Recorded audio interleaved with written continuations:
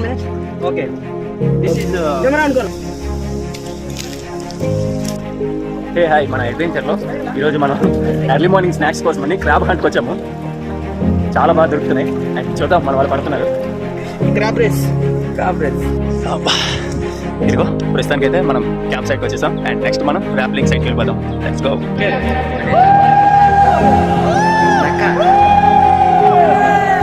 Hello నాతో ఎవరు వస్తారు? నేను